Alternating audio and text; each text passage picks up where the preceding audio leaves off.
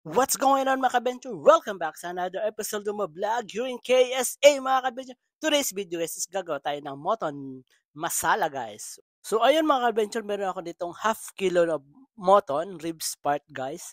So ito guys yung ating moton. Ang gagamitin naman natin guys na ingredient is ginger paste.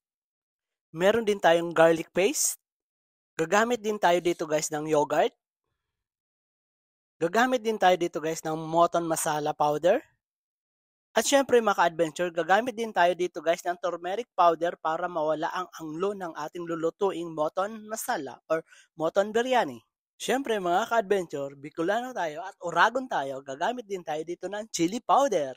Syempre, pampasarap din to guys. At pag naglagay natin guys lahat ng ating ingredient, imekos-mekos na natin to guys para ma-absorb na nila ang ating mga ingredient. At naglagay din pala ako dito guys ng asin sa ating pampalasa. Yan guys ang ating gagawing moton masala or moton biryani. Imekos-mekos lang natin to guys at i-rest natin to ng mga ilang minuto.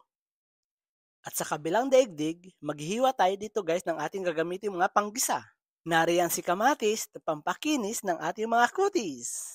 At andyan si Bombay, nakamukha ng ating kapitbahay. Sa ating pag-isa mga ka-adventure, gagamit tayo ng pressure cooker para mabilis lumambot ang ating moton masala. Sa ating pag-isa, gagamit tayo ng oil na kinuha ko pa sa kwarto ng katrabaho ko. Ano pa yung ginagawa nito sa kwarto ng katrabaho ko?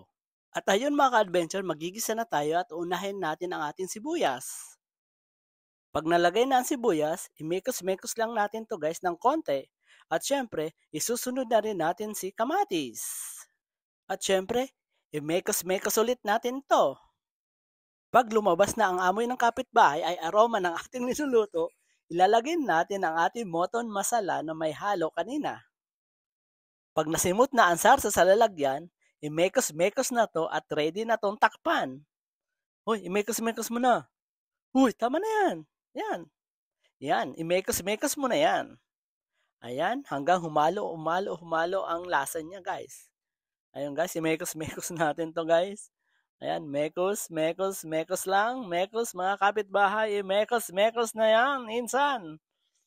Pagkatapos mekos-mekosin to, lagyan ng tubig galing sa Pasig River. Mga 3 galon, ay hindi.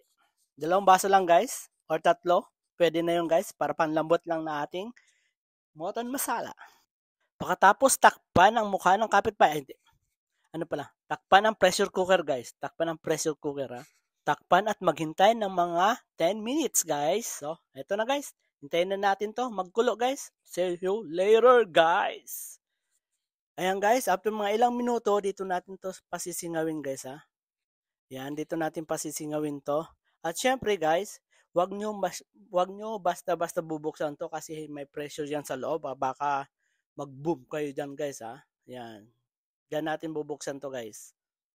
Bago nyo buksan talaga ng ito muna ang gagawin nyo guys ha. Pasisingawin nyo lang muna to dito guys. Okay? Para safe tayo lahat. At syempre mga ka-adventure, pag okay na, yan, pwede natin siya guys buksan dito sa taas. Ayan guys, at bubuksan natin to guys at titingnan na natin ang ating ginawang moton masala or moton biryani. Kaso wala akong rice guys. Wala akong rice na yung pang guys, yung pang ang tawag doon. Basta yun. So eto na guys. Napakasarap guys. Super ang bango pa lang guys.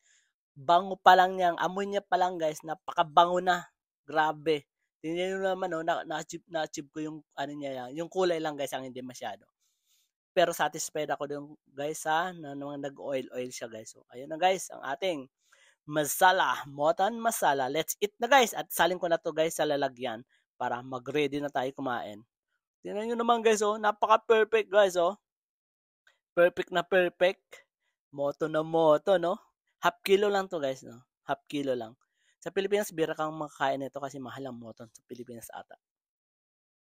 Dito kaya kainin natin dito guys habang dito pa tayo. Kasi dito mura lang to. Ang bili ko dito guys sa moton is 20 half kilo. Yan. Para siya ng karne ng baka ang price. So tingnan mo nung guys, lambot. So eto na mga ka-adventure, the moment of truth, titikman na natin ang ating ginawang moton biryani or moton masala. Yan, kumain muna ako ng fried rice guys kasi nagluto ako ng fried rice habang naghihintay.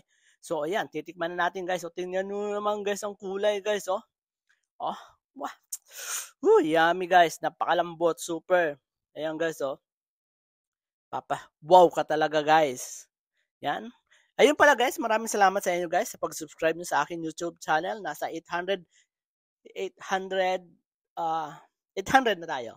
800. Malapit na yung umabot ng 1K. So, tutok lang kayo guys. Mag-upload pa rin ako sa ating YouTube channel sa Warren Adventure TV guys. So, maraming salamat sa inyo guys and I love you all guys. See you next vlog guys. Bye-bye! Sarap. Kain muna ako guys. Kasi natatakam na ako na ito guys. Bye-bye guys. Love you all.